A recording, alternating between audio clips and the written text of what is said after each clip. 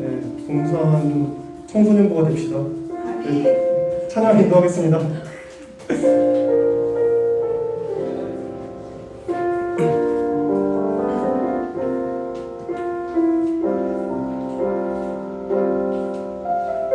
노래할 수 없는 곳이라 해도 나 노래하리. 기도할 수 없는 곳이라 해도 나 기도하리. 주님 사랑의 손길이 나는 안 들어 내 모습 이대로 사용하여 주시네. 흐트러진 마음을 만지시어 이끄시는 곳 어디라도 나는 노래하리. 주님이 사랑의 손길, 주님 사랑의 손길이 나를 만들어 내 모습 이대로 사용하여 주시네. 흐트러진 마음을 만지시어 이끄시는 곳 어디라도 나는 노래할 수 없는 곳이라 해도 노래할 수 없는 곳이라 해도 나 노래하리. 기도할 수 없는 곳이라 나 기도하리. 주님 사랑의 손길이 나를 만들어 내 모습 이대로 사용하여 주시네. 흐트러진 마음을 만지시어 이끄시는 곳 어디라도 나는 노래하리.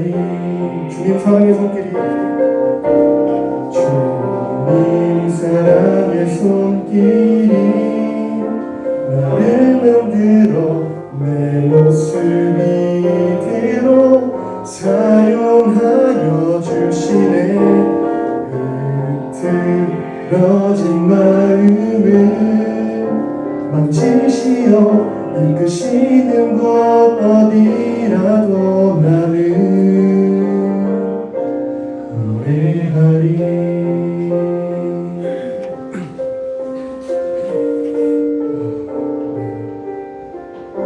영민이 형이 얼마나 대단했던지 알 수 있더라고요. 제가 이제 두 번째 찬양인 거예요. 많이 부족하지만 다들 열심히 찬양해 주시고 하나님께 영광 돌리는 시간이 됐으면 좋겠습니다. 네, 내 모습 이대로 찬양하겠습니다.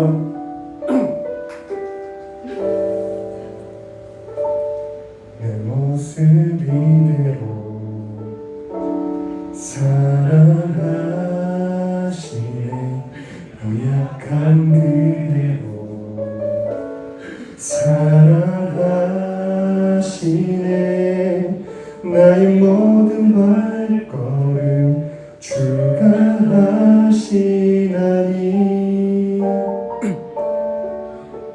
나 인도하소서.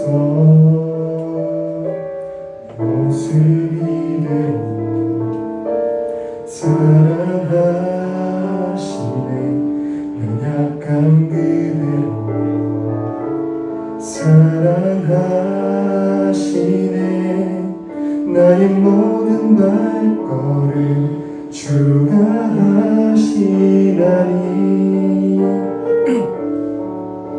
날 인도하소서. 주의 날 거하는 것 주의 임재 안에 거하는 것 나의 가장 큰 소망 나의 가장 큰 은혜 주와 함께 동행하는 일 주의 날개 아래 거하는 것 주의 임재 안에 거하는 것 나의 가장 큰 소망 나의 가장 큰 은혜 주와 함께 동행하는 주의 날개 아래 거하는 것 청하겠습니다. 거하는 것 주의 임재 안에 거하는 것 나의 가장 큰 소망 나의 가장 큰 은혜 주와 함께 동행하는 일 주의 날개 아래 거하는 것 주의 임재 안에 거하는 것 나의 가장 큰 소망 나의 가장 큰 은혜 주와 함께 동행하는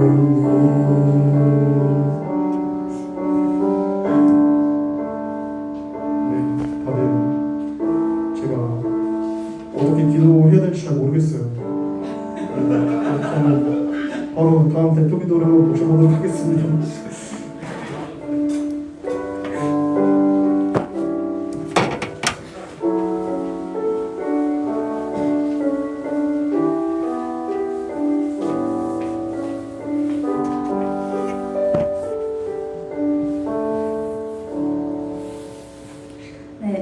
기도드리겠습니다.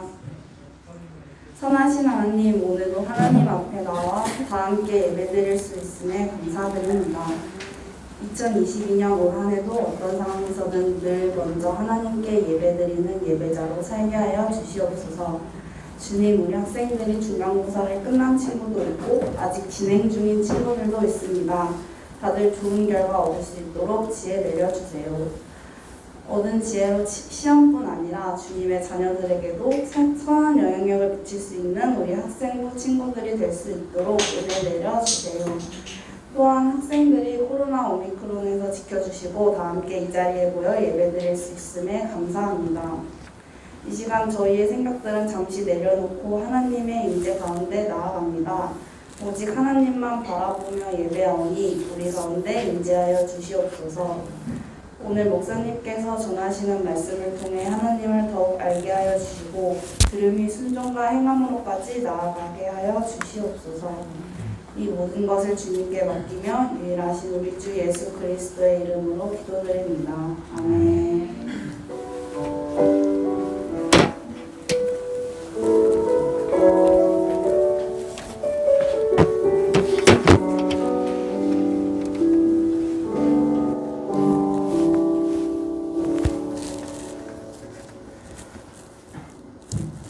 네, 반갑습니다. 하나님 말씀 함께 보도록 하겠습니다. 오늘 함께 보실 하나님 말씀은 누가복음 5장입니다. 누가복음 5장 27절부터 32절까지 말씀입니다. 누가복음 5장 27절부터 32절까지 말씀. 우리 한 목소리로 천천히 함께 합독해서 읽도록 하겠습니다. 시작. 그 후에 예수께서 나가사 레위라 하는 세리가 세관에 앉아 있는 것을 보시고 나를 따르라 하시니 그가 모든 것을 버리고 일어나 따르니라. 레위가 예수를 위하여 자기 집에서 큰 잔치를 하니 세리와 다른 사람이 많이 함께 앉아 있는지라. 바리새인과 그들의 서기관들이 그 제자들을 비방하여 이르되 너희가 어찌하여 세리와 죄인과 함께 먹고 마시느냐. 예수께서 대답하여 이르시되 건강한 자에게는 의사가 쓸데없고 병든 자에게라 쓸데있나니 내가 의인을 부르러 온 것이 아니요 죄인을 불러 해결시키러 왔노라. 아멘. 네, 오늘은 부자가 예수 믿기 힘든 이유, 부자가 예수 믿기 힘든 이유라는 제목으로 하나님 말씀 증거하겠습니다. 오늘 본문에 보니까 예수님께서 세리 마태에게 찾아오셨습니다. 그러니까 예수님께서 뭐라고 마태에게 말씀하시냐면 나를 따르라, follow me, 이게 다예요. 근데 그런 의미에서 우리가 여러 가지로 물어보잖아요. 도대체 예수를 믿는다는 게 뭐냐? 예수를 믿는 게 뭐냐라고 물어봤을 때 예수를 믿는다라는 것은 어떤 의미냐면 예수를 따른다라는 의미하고 같은 의미라고 얘기할 수 있다라는 것입니다. 근데 예수를 진짜 믿으면요, 예수님을 따르는 삶을 살게 되는데 예수님을 진짜 믿을 때 나타나는 현상이 뭔지 한번 살펴보도록 하겠습니다. 예수님 따르면 결론인데 딱 하나예요. 언제나 예수님이 중심이 된다라는 것입니다. 예수님 당시 사회 시대를 보면요, 아시죠? 이스라엘은 당시에 로마의 속국이었습니다. 우리나라도 일제 식민지가 있었잖아요. 똑같은 개념이에요. 로마의 속국이었는데, 그러니까 세리가 뭐냐면요, 여러분 이 내용 아시죠? 세리는 그러니까 로마의 세금을 받아서 걷는 사람이에요. 걷어서 이제 로마에 납부하는 사람인데, 그러니까 적국을 위해서 세금을 받아내주는 사람이니까 이 민족의 입장에서 봤을 땐 매국노죠. 나쁜 놈이잖아요. 거기다가 독특한 게 뭐냐면 당시의 세리는 재량권이라는 게 있습니다. 이게 뭐냐면요, 이런 얘기예요. 만약에 나경이가 이제 우리가 일제 치하라고 생각을 해보세요. 이제 우리는 일본의 속국이라고 생각을 해봅시다. 재수 없지만. 근데 이제 세리예요. 나경이가 세리예요. 근데 얘한테 세금을 내야 돼.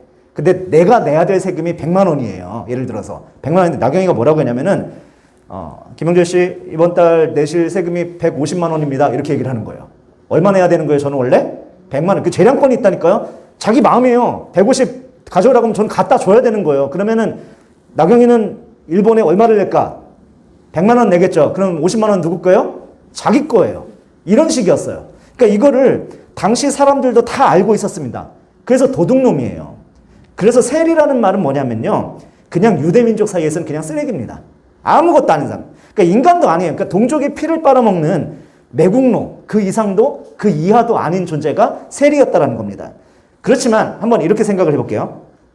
세리의 입장에서 한번 생각을 해보면 당시에 세상에 이보다 안정적인 직장은 없습니다.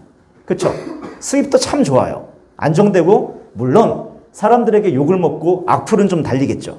하지만 그런 말 있지 않습니까? 배부른 소크라테스보다 배고픈 돼지가 되는 편을 선택하겠다. 그래서 돼지를 선택한 거예요. 근데 어느 날 갑자기 예수님이 오시더니 뭐라고 얘기하냐면 다 버리고 나를 따르라, 이렇게 얘기를 하더라는 것입니다. 그래서 이제 요거는 조금 이따가 살펴보도록 하고요. 예수님이 세리 마태를 만났을 때 그 주변 사람들을 한번 생각해 볼 필요가 있어요. 예수님은 당시에 존경받는 어떤 선생님이잖아요. 아직 사람들이 구원자로까지는 인식을 안 하니까. 근데 되게 존경받는 선생님이에요. 근데 이분이 세리 마태를 만납니다. 그러면 사람들은 무슨 생각을 할까요? 야, 저거 나쁜 놈이니까 분명히 예수님이 저거 한 소리 하시겠구나. 저 험한 말 나올 거야 아마. 좋은 얘기 못 들을 게 뻔해. 왜냐면 저 인간은 죄인 중에 죄인이기 때문에 뭐라도 한마디 하시겠지. 이런 생각들을 다 하고 있었을 거예요. 근데 예상과는 다르게 너 왜 그랬니? 너 왜 이렇게 세금을 쓸데없이 많이 걷니? 너 왜 이렇게 민족을 괴롭히니? 동족을 괴롭히니? 이런 얘기 한마디도 안 하시고 뭐라고 얘기하셨냐면 나를 따르라. 딱 한마디 하셨다라는 거예요.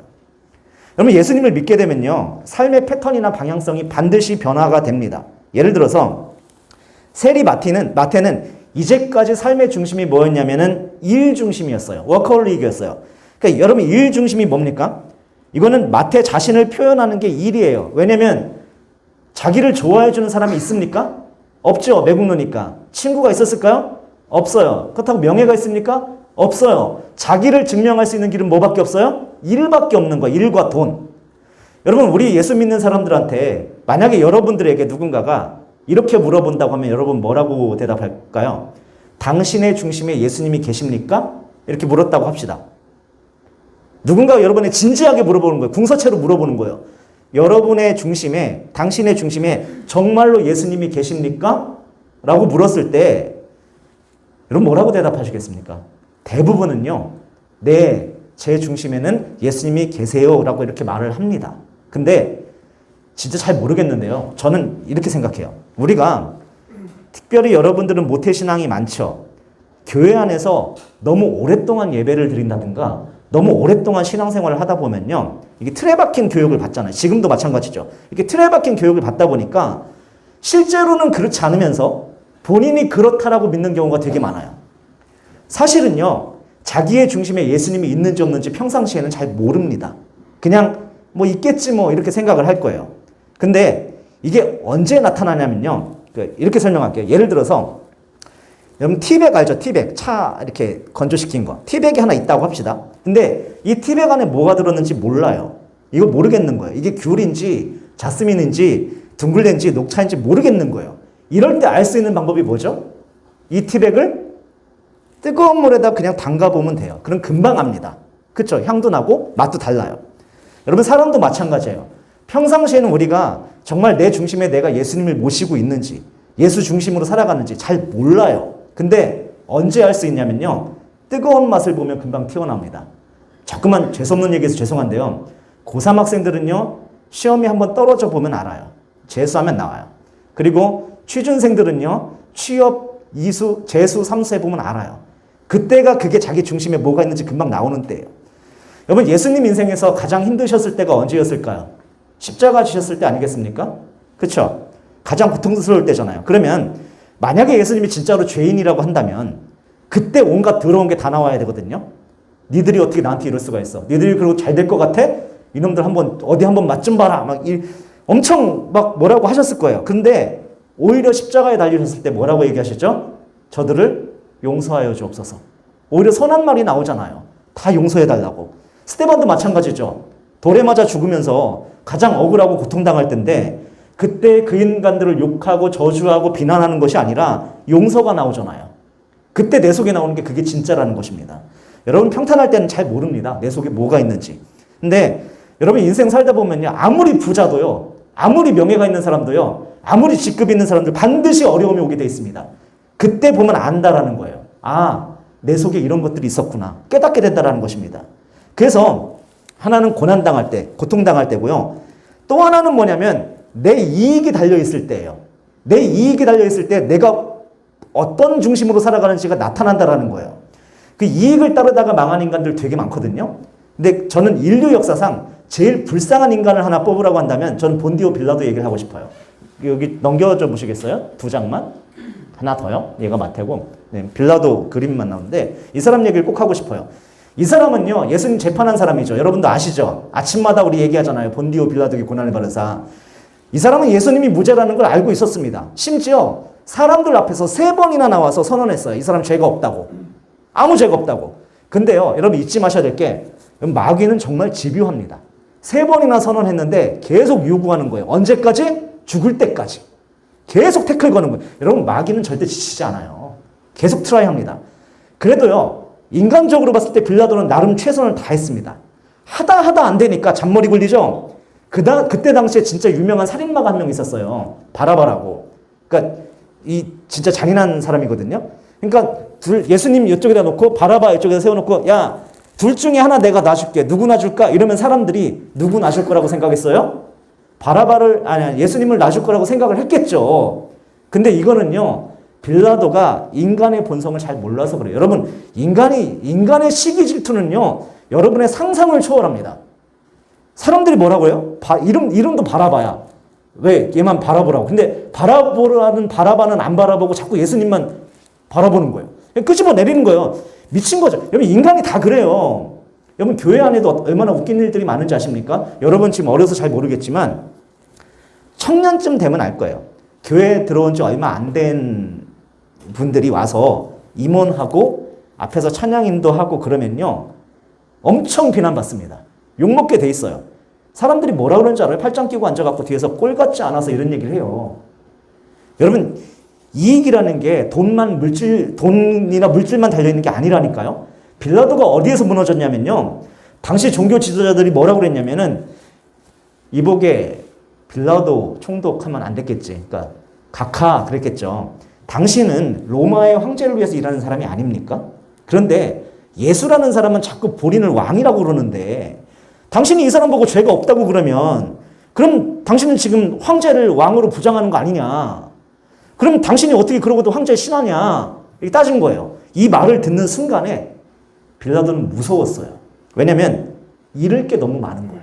잃을 게. 지금까지 자기가 쌓아왔던 돈과 재물과 그리고 총독이라는 이 자리까지 심지어는 반역자가 될 수도 있는 상황인 거예요.